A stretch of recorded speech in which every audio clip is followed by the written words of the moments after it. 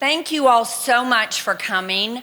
My name is Beth Abernathy. I'm a member here at Peachtree Road, a longtime member, 40 years. Member, I know, long time. And I am the founder of Kind 30. That's the first time I've ever said that out loud. And it is such an honor and privilege to be here. I've been asked to give you all some background of how Kind 30 came to be, because it started right here in this church, and also to introduce the man who needs no introduction and the reason you all are all piled in here, the extraordinary Ron Greer, who the way this symposium came to be is also originated out of Kind 30, so I can't wait to tell you about that. Kind is an acronym for kindness is needed daily. 30, because the experts say it takes 30 days to create a new habit. We're kicking this off in October because October 10th is World Mental Health Day. We selected the color green to represent growth because the kinder we are, the bigger our hearts grow, the more empathetic we become, the more compassionate we become. So I like to tell people everything about this movement has been intentional. These are not random acts of kindness, they're intentional acts of kindness. So how did all of this begin? About 6 months ago, I was in my Great Connections Sunday school class. Shout out to Great Connections. And the extraordinary Diane Moffat, who you all know founded the One Lamb program, the extraordinary One Lamb program here at Peachtree Road, was speaking to our class. And she referenced an article that had been in the New York Times whereby the Surgeon General had declared this epidemic of loneliness, isolation, and anxiety. And I had also read that article, and as I was listening to Diane speak, what came over me was what I liked about the article is it went on to talk about the best anecdote for that were human interactions, and that even the smallest of human interaction can improve our mental health. And you know this intuitively, but the data actually proves that out. And so as I thought about that, I knew it was true because about 2 years ago, I started, every time I go to the grocery store, I buy a candy bar for my checkout person and the person who bags my groceries. I say, what's your favorite candy bar? Well, they all think I'm asking for a recommendation, and I could talk for days about how the reaction that I get over the smallest of small gesture. But it has changed me. It has changed me for the better. And although I still have a long way to go, it's made me much more intentional. Before, I think I was well-intended. Oh, I meant to write that note. Oh, I should go by and see that person. Oh, I should. But I'm too busy, right? Sometimes doing good things, but too busy. And so what it made me realize is the importance of that kind act, of that small act. So when we say, Patty, it's so good to see you here today. I'm so glad you came. She smiled, right? How easy was that? To hold the door for someone, to scoot over so they can sit next to you. That's so easy. So I approached Diane, given all the work she's done in mental health, and I said, Diane, what if here at Peachtree Road, we made a commitment, all together, this whole congregation, to commit to extend one small act of kindness every day for 30 days. Anybody who knows Diane Moffat, all on it. Told me to write a note to the ministers, wrote a note to the ministers. Bill Britt said yes in a nanosecond. I was thrilled. I was absolutely thrilled and a little bit blown away. But my little seed of an idea started to grow. So I started to reach out to other friends at other places of faith because, of course, as people of faith, this is what we're called to do every day anyway, right? Friends loved it at a whole host of different places of faith. Well, then I realized I got a little bit ahead of myself because I knew what's going to be the objection. No one's going to say, no, I don't want to be kind, right? At least not to my face. But what they are going to say is, oh gosh, it's so great, but we're so busy. We're just so busy. We have this going on and this going on and this going on. So we put a team together and we started to create materials. in an effort to make it as easy as possible, initially for places of faith, to roll out Kind 30. Huge shout out to Julie Salisbury, who wrote all the beautiful text on our website, kind30.org. Joel Sharon, is Joel here today? Joel? He's in our young professional Sunday school class, y'all. He's done all the technical work to make this website hum. Will not accept a dime, just been amazing. Member right here at Peachtree Road. We created all these materials. I keep talking to people. Well, now some of my business friends say, you need to talk to so-and-so. You need to talk to so-and-so. I start talking. Guess what? I get yes after yes after yes after yes. People say you need to take this to schools. Start talking to schools. Yes after yes after yes. Small groups. Everybody can do Kind 30, whether you're 3 or 103. It doesn't cost a dime. Couldn't be easier to do. Well, do you all know today, in terms of workplace, businesses, we've got GE Appliances in Louisville, Kentucky, who's rolling this out worldwide and going to make Kind 30 part of their annual employee programming. Racetrack. Steve McCullum's pointing to himself in the back. Peachtree Orthopedic, shout out to our Peachtree Orthopedic friends. There's lots of people in this room who've joined.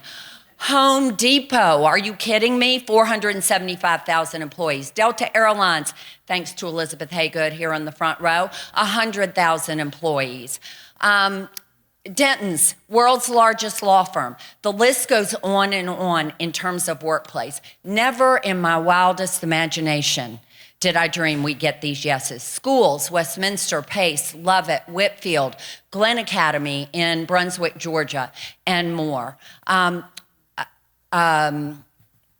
Nonprofits, Habitat for Humanity. I know it's a division, but we got the whole thing. They put us in their newsletter yesterday. It said went to 8,000 people. Agape, Camp Sunshine, and more. The list keeps growing. We've also got Stacy and Diane's Mahjong group. We've got Ann Marino's tennis team. We've got the 4th grade Girl Scout troop at Westminster. So the reception has been extraordinary.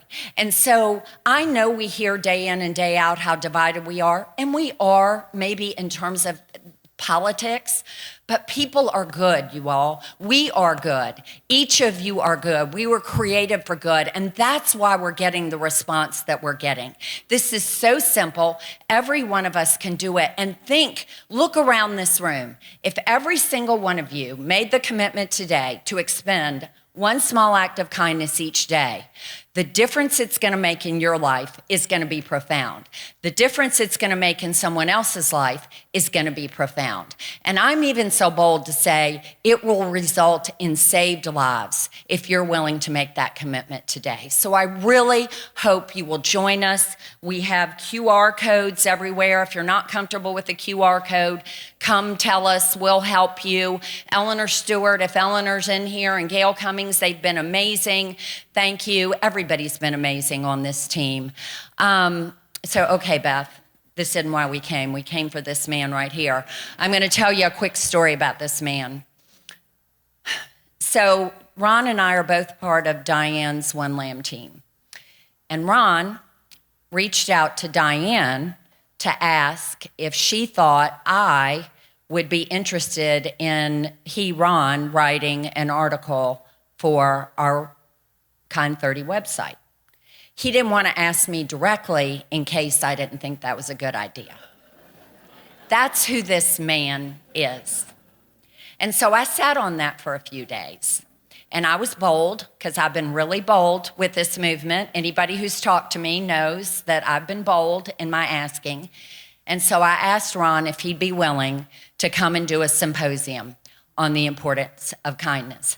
And that's why all of you all came out this morning to hear this extraordinary man. I, like you, can't wait to hear all the kind and wonderful, inspiring words he's going to share with us today. So with that, Mr. Ron Greer.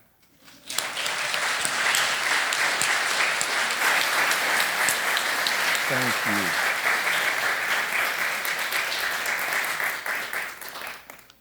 What else is there to say?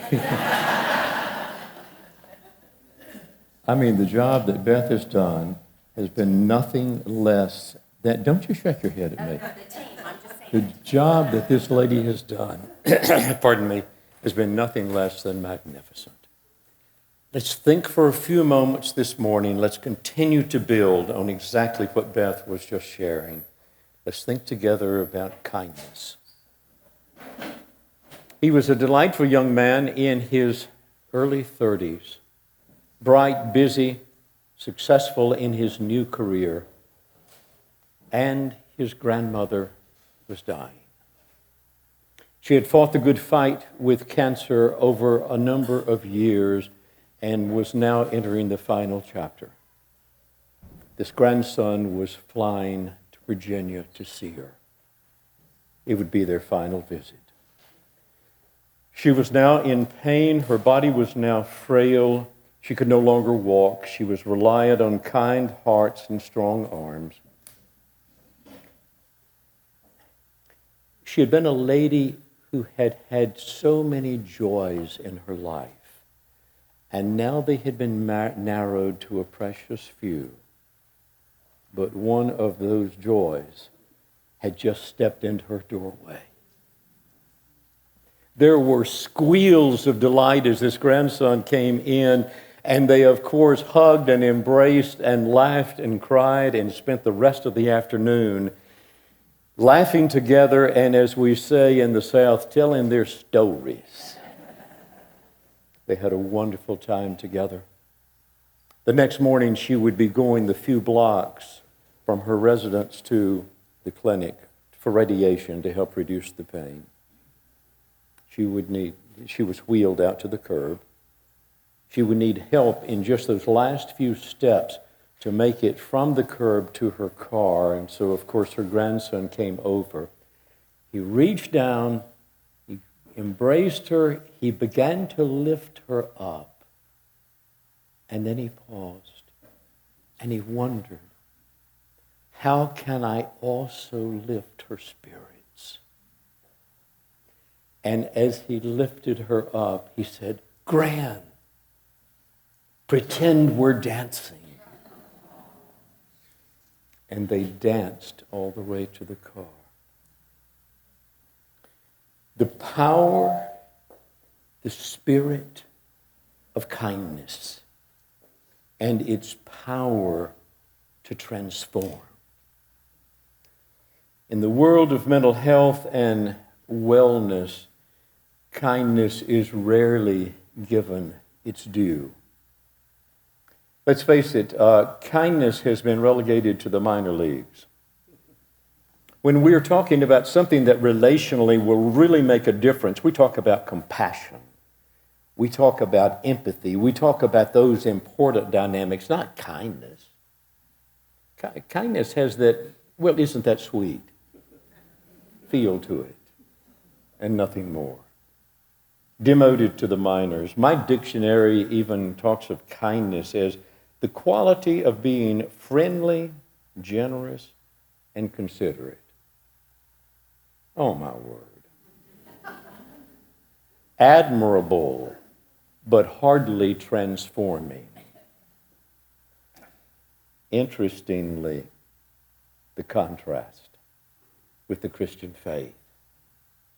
In the Christian faith, kindness is held high. In the Christian faith, acts of kindness and an attitude of kindness is a core expression of agape, of Christian love at the heart of our faith.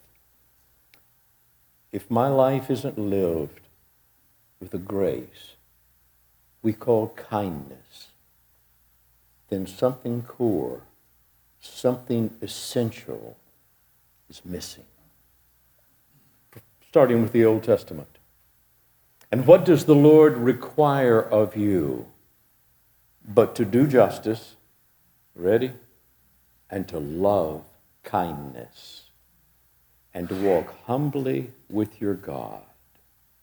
The three values that the Old Testament lifts to priority: to do justice, to love kindness, and to walk humbly with our Lord. And then we move from there into the New Testament, into Paul's writing, and in that magnificent chapter on love, 1 Corinthians 13, in Paul's first sentence, in the first verse of his description of what love is, he begins with, love is patient and kind. And then in one of his other epistles, Paul continues with this theme in which he talks about the essential attitudes and virtues of our faith, which we've come to know as the 7 fruits of the Spirit. Kindness is in the very center of them.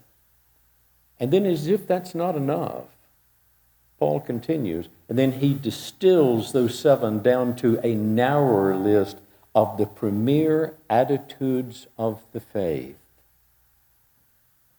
Kindness is still there.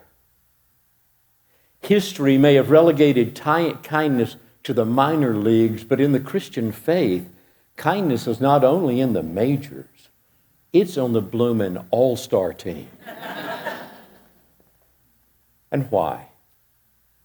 Why is kindness so important? It can be said in a single sentence. Kindness is the relational expression of our love. Kindness is love in action. Love is our message, and kindness is its voice. Love is the character of the Christian life, and kindness is its expression. Through our loving kindness, we reach down, lift others up, and invite them to dance. As Aldous Huxley, the acclaimed author and philosopher of the last century, said, and I just love the way he put it, he said, it's a little embarrassing that after 45 years of research and study, the best advice I can give people is to be kinder to each other. It is the best. Kindness is love in action. Love is our message, and kindness is its voice. Love is our gift, and kindness is its delivery. Our friend Billy, years ago, was in the checkout line at Kroger over at Fountain Oaks. She was there with her 2 daughters. The young lady who was bagging the groceries loved when Billy came through, because Billy would take time to talk with her. And Billy would ask her questions, Billy would chat with her, she would connect with her. This young lady had Down syndrome, and not everyone was quite so respectful. So as she was finishing up the bagging, she said, Billy, I am so excited that you got here when you did, because I was just about to leave for my lunch break. You ready? Billy said, oh, you're going to lunch? Yes. Well, the girls and I are about to have lunch. Why don't you join us? If you happen to be at what was then called Nancy G's for lunch that day, you would have seen these 3 ladies with the most excited luncheon guest who had ever been invited, chatting and chatting and chatting away. Are you ready? Because she felt valued. She felt loved. She felt like she belonged. Kindness. Love one another, Jesus said, as I have loved you. And how did Jesus love? With kindness. Always with kindness. I want to offer 3 ideas today. Number 1, the meaning of the virtue of kindness. Number 2, the power kindness has to transform. And thirdly, the power kindness has to transform to the giver. First, what is kindness? Let me start with a story. I was about 8 years old. My family and I were traveling somewhere. And as usual, we stopped at a convenience store to get a Coca-Cola and some peanut butter crackers. We'd gone in, we were coming out of the convenience store, and little 8-year-old Ronnie was leading the pack. And so I was cutting between these 2 cars, and as I made that turn, I looked up, and here was an elderly lady trying to get in her car. And so I stopped. I remember to this day, I looked at her hand. She had the tiniest, frailest hand. And remember, this is in the days that you grab the handle and you push the button. I'm not going to tell you how old I am. Don't even ask. And she was standing there pushing for all she was worth, and she couldn't get it to budge. As I said, I was leading the pack of our family, and I'm standing there. I was a decent kid, but I didn't know what. I wanted to help her, but I didn't want to embarrass her. I didn't know what to do. Deer in the headlights, just standing there. And then this big figure comes by me. It's my father. He walks past, he walks over to the lady, and listen to his words. He said, "Sometimes those buttons get stuck, and they are so hard to open. Do you mind if I try?" And she stepped back and smiled, and Dad's big old hand grabs that door handle. God is my witness, he paused so it wouldn't look too easy. And then slowly he opened her door. Sometimes those handles get stuck and they're so hard to open. You mind if I try? Kindness. So let's explore it. What is kindness? Kindness is linguistically related to the word kin, as in kinfolks, kinship, family. That's where it has its origin. It refers to that natural feeling of supporting and helping those who mean the most. Those who are in our family, we would do anything for them. That is where the word kindness linguistically begins, is with kin. And then it expands from there. It expands from our family of origin to our family of choice, kindred spirits. Those with whom we feel a kinship, those with whom we feel an affinity, those who become our adopted sisters and brothers.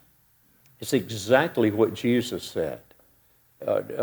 He was asked about his family, and he said, "Who are my mother and my brothers?"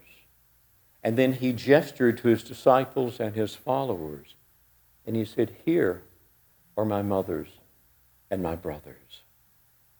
He was talking about kindred spirits in kindness, as in loving kindness. Goes beyond kindred spirits, goes beyond kin through kindred spirits to humankind. The definition multiplies. It points us to our willingness to do for anyone who is a child of God, to do whatever we can do to anyone who is a part of our family of humankind, because after all, we are all related. In our family of humankind, we begin with the nearest and dearest, and then we expand to our friends, Then we expand to our acquaintances, and then we expand to all who are a part of the family of God. They are each members of our family because we have the same Heavenly Father. All kin, deserving of kindness. So when I think of kindness, that's where kindness begins, with how we see each other, with how we see each other as family. We see each other as our sisters. We see each other as our brothers.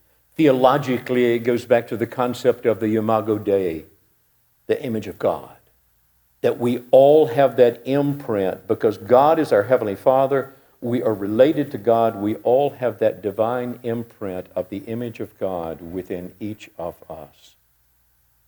Jesus said, when you have done it to the least, you've done it to me.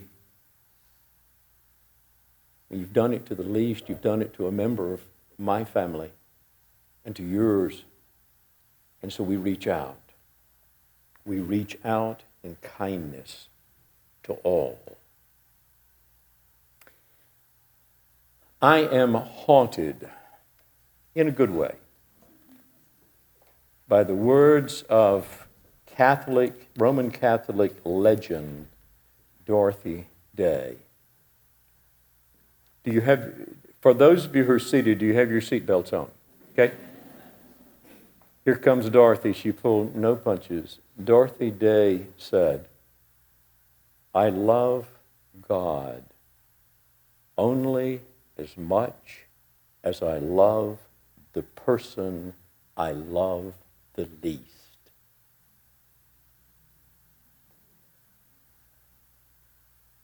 Let me say it again. I love God only as much as the person I love the least. When you've done it to the least, you've done it to me, said the Son of God. If you've done it to the least, you have blessed me. If you have ignored the least, you have ignored me. Powerful. I love God only as much as the one I love the least. There are several instances. How are we doing? There are several instances. I should have just reported it so you didn't have to look. Yeah, you know, I didn't think of that. I didn't think of that. I'll tell you next time. I'm so glad y'all are here. It's good to get together.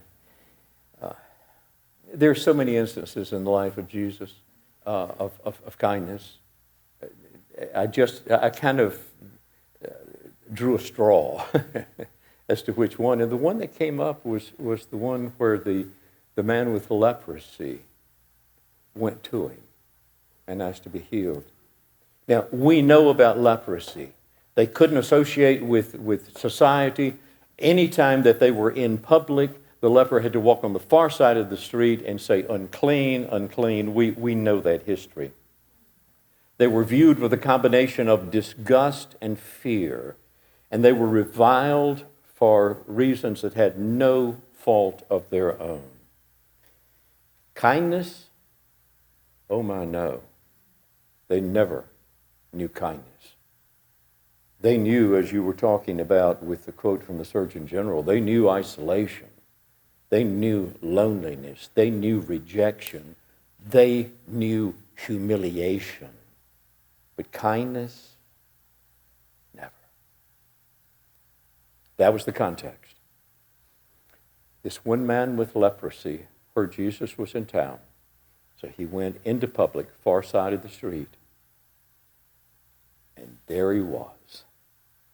He saw Jesus beyond the crowd on the other side. And he violated all the social norms. And he went for him. He went right through the crowd. They scattered like a covey of quail. They ran from him, and he went straight up to Jesus, and he fell on his knees. he said to Jesus, if you will, you can make me clean. Let me check that quote. If you choose, was what he said. If you choose, you can make me clean. And Jesus said to him, I do choose. Underline that. Kindness is always a choice. I do choose. And then it happened. Then the moment happened. Jesus reached out. There was a gasp in the crowd. Jesus reached out and he touched the man with leprosy. That had never been seen by anyone who was standing there that day. He touched the man and he said, be made clean. And he was healed. But excuse me, my attention always remains on the first miracle. Not the one that healed his body. That came second. But the one that healed his spirit. His identity, not his disease, but his identity had always been one of being a leper. Not a man with leprosy, but a leper. That's who he was. And finally, the first time in his life, someone reached out and touched him, and he was no longer a leper. It was not his identity. It was simply his disease. And his spirit was lifted. Someone touched him. Someone, for the first time since he contracted the disease, had treated him with kindness. All of that was spoken in Jesus' single, simple gesture of reaching out his hand with such kindness.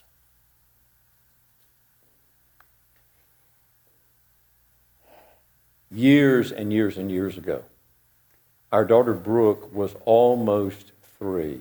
Oh, I just saw her. I have her permission to tell the story. So she should not be leaving today. She was almost 3. She had 2 imaginary playmates. Ready? Anastasia and Drusilla. That's what we said.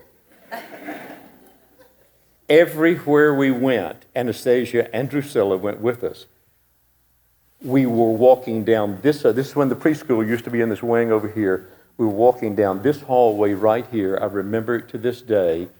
And I was holding Brooke's hand with my left hand. I had Anastasia's hand with this hand, and Brooke had Drusilla's hand with her left hand. And the 4 of us were walking down the hall. Well, this had gone on for several days, and finally Karen's curiosity just overtook her. And she said, sweetheart, I have got to ask. Anastasia and Drusilla, this is Cinderella's stepsisters, right? She said, oh, yes, ma'am. She said, okay, now, as I recall, they were not very nice girls. She said, no, ma'am. Said, then, honey, I've got to ask, why are Anastasia and Drusilla your imaginary playmates? And she said, and I quote, oh, Mama, they're the ones who need love the most.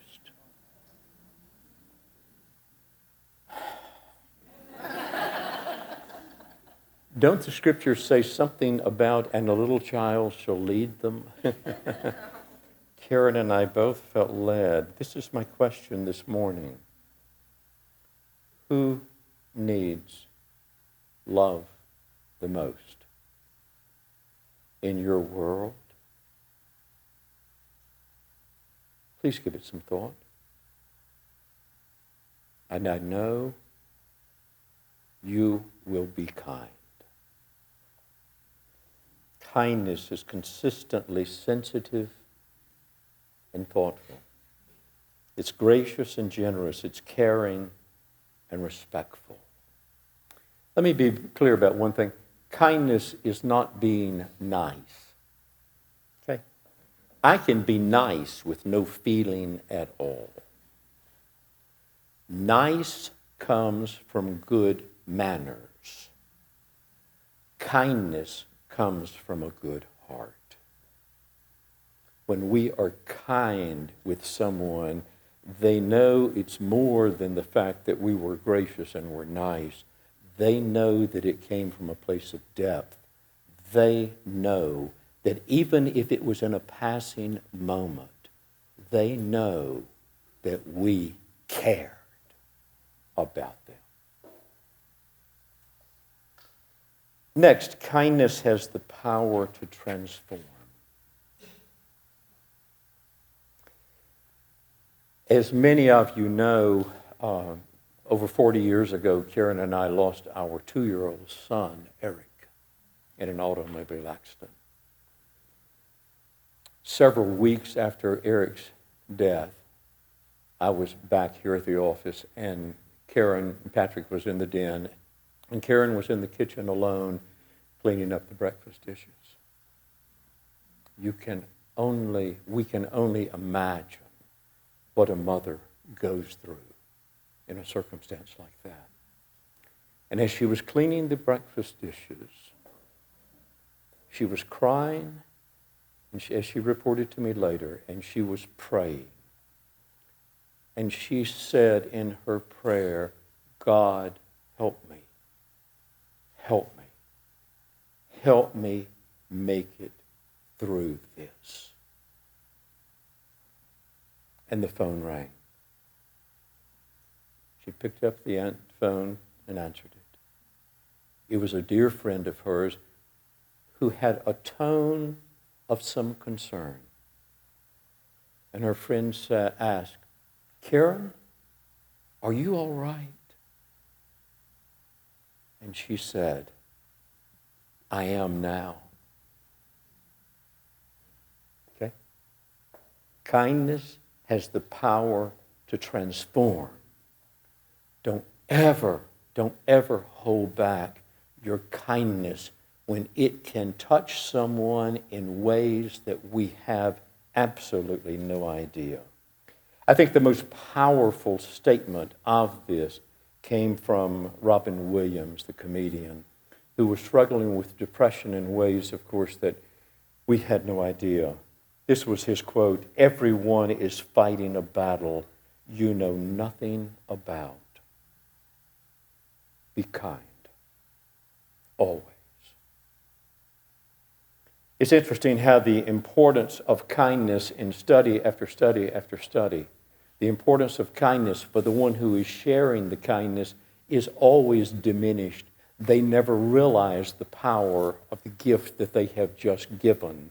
They always underestimate the power, and then they will interview the recipient of the kindness, and the recipient will consistently say, they made my day. Always remember the power of your kindness. It connects and encourages.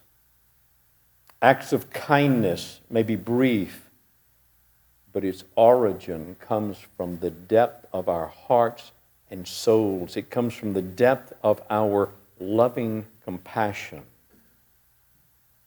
And the recipient intuitively knows it. In the act of kindness, you are expressing, you are important to me. You are valuable to me. And you are not alone. In the months following Karen's death, I received a note from a friend. And she said, I didn't know Karen well, but every time I saw her, she was smiling.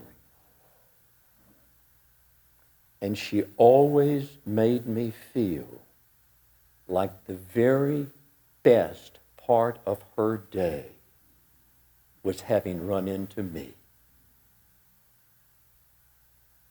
Kindness is to reach out, is to focus my attention and offer a moment of grace where the other person feels valued and important and connected in a way that they belong in this world and in that relationship. And in so doing, kindness has the power to transform. 14:2. One of my favorite stories. A friend of mine named John, physician in South Carolina, he has been many years retired, and he has consulted for years with hospitals and clinics in South Carolina and in North Carolina. And he was consulting in a hospital one morning, and he was talking with an oncologist who was meeting with his residents. They were about to make rounds. And as they were leaving their office, leaving his office to make rounds, he turned to John and said, "John, would you like to go with us?" "Sure." So they visited in each of the rooms, and they did their usual protocol. They talked about the diagnosis, the prognosis, the upcoming treatment, et cetera, et cetera. And then they had the back and forth with questions. They had been in this one lady's room, in this one patient, and she had a very serious and aggressive form of cancer. And throughout this whole back and forth that they were doing in her room, she was just wringing her, just like me. She was just wringing her hands. I would have been the same. Out of her anxiety and out of her nervousness and just feeling so exposed. Finally, they finished. We're about to leave. And the oncologist turned to my friend John and he said, "John, is there anything you'd like to add? Are you ready?" John quietly walked over to this lady's bedside and he said to her, "Sweetheart, you have got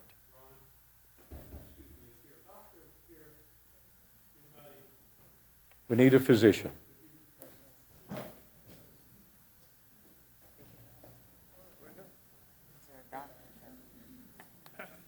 A moment of kindness. A moment of kindness." I know all of you are with me lifting a word of prayer for whatever that need is.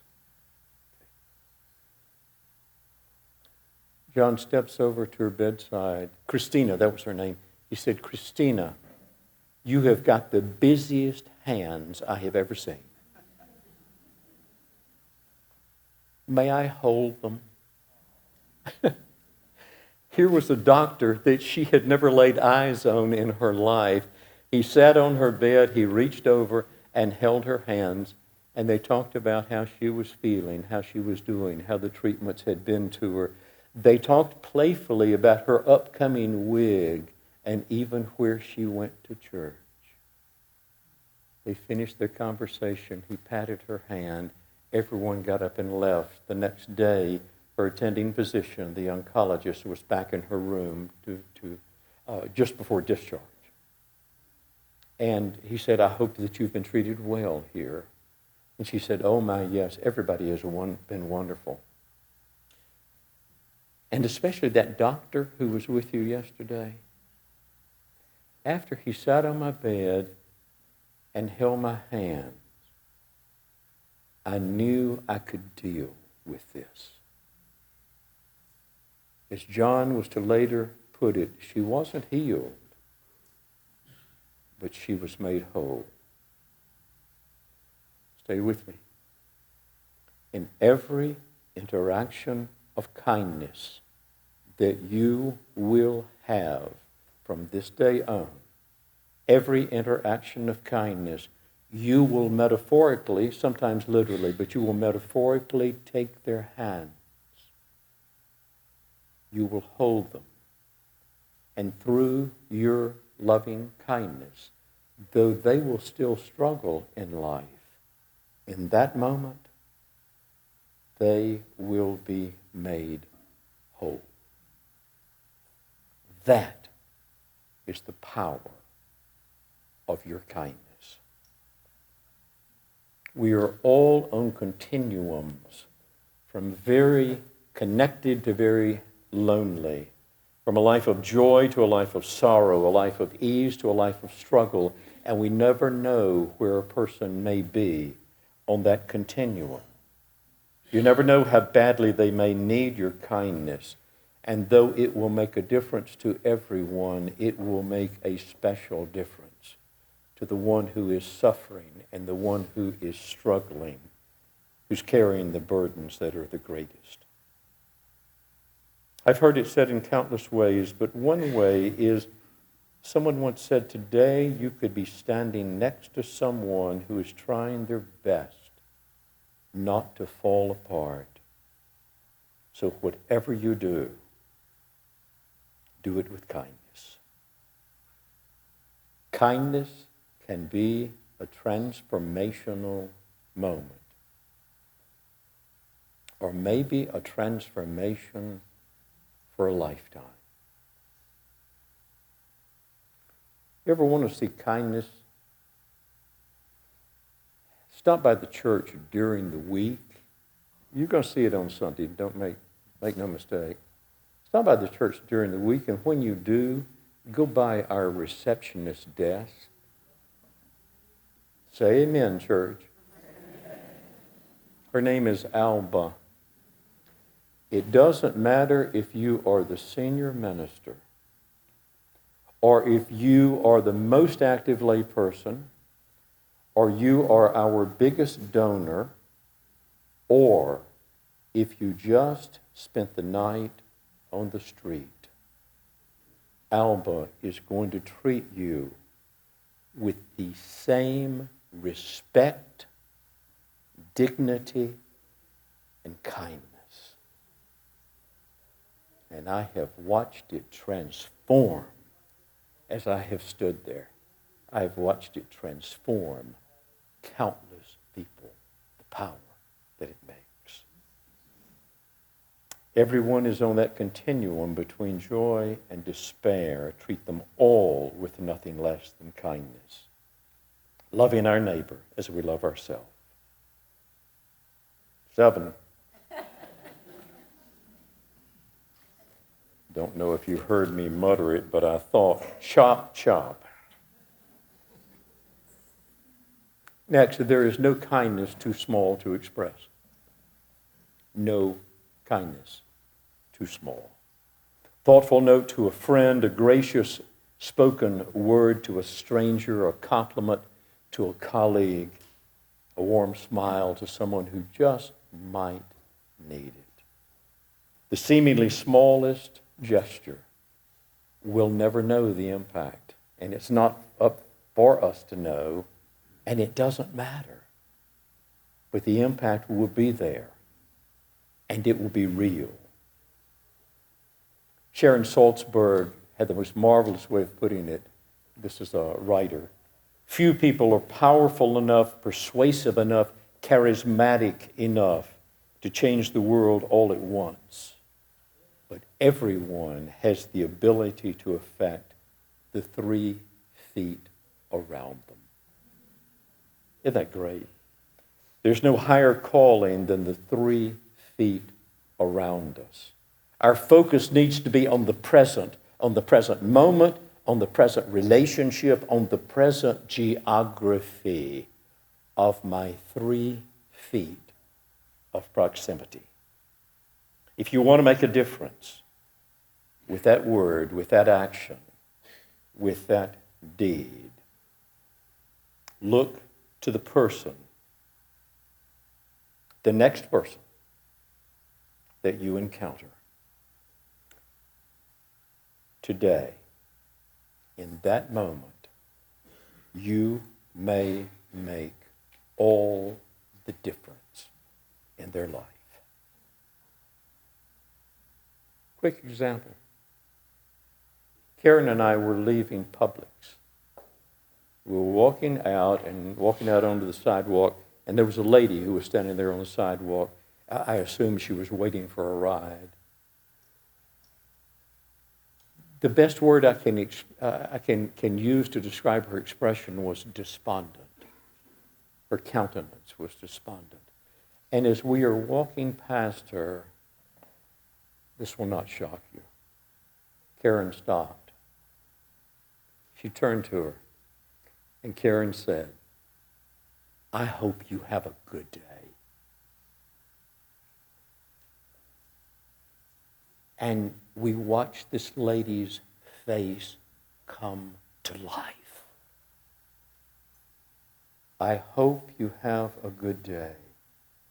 It can be as simple and yet profound as that.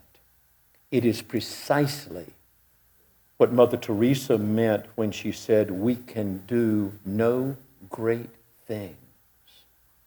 We can do small things with great love." Kindness, let me wrap up. Kindness has the power to transform the person who is sharing it. The blessings are almost as long for the person who's sharing it as to the person who's receiving it. Study after study show the positive effects: emotional well-being, increased self-esteem, improved relationship, elevation of mood. The list goes on and on. Kindness is the ultimate win-win. But for the one who offers the kindness, and this to me is the ultimate win, for the one who offers the kindness, we learn who we are. We are reminded of who we are at our very best. We get to live out our life at its finest. Beth was already talking about this as we go through the intentional process of kindness. We begin with random acts of kindness, and then those go to intentional acts of kindness, and then those then integrate into intuitive acts of kindness, which then result in a new lifestyle of kindness. Beth is going to give us our marching orders, okay? But I'm going to go ahead and clue you in. October the 1st, we're going to move from random acts of kindness to intentional acts of kindness. Sing kindly, Dave. Okay. From random acts of kindness to intentional daily acts of kindness. And by the way, please do it more often than once a day. To intentional acts of kindness, October 1st. By October the 30th, we will have transitioned from intentional acts to intuitive acts. They are going to come naturally. And then, if we will go from October into November, December, 25, 26, 27, then they will become a lifestyle of kindness, which then, looking back at the end of our journey, will have been a lifetime of kindness. A life of kindness is someone we become because it's a return to who we are. Before I wrap, and this is the greatest benefit to us, is the awareness, is the reminder of who we are. Who we are within our hearts as children of God is someone in whom kindness is our deepest and best self. And as we walk through these steps, this is not a behavioral thing. This is a soulful, a spiritual journey. Please remember that, because we are returning to who we are at our God-given best, at our deepest, at our finest. We are being reminded of who we are. It's what St. Paul called the Christ in you. Or Father Thomas Merton referred to it as our true self. The Christ in us is our true self. But we got all these distractions, our insecurities, our self-centeredness, blah, blah, blah, blah, blah, all the social facades, all that got in the way of all this. Our moving back toward kindness gets us back in touch with it. gets us back in touch. That is the spiritual reason for this important journey. That is where we are most blessed in this journey. The return to our true self changes everything about our heart, our purpose, our motivation, our countenance, even our tone of voice, to one of kindness. So we move back from random to intentional to intuitive to a lifestyle. Quick story and we'll wrap up.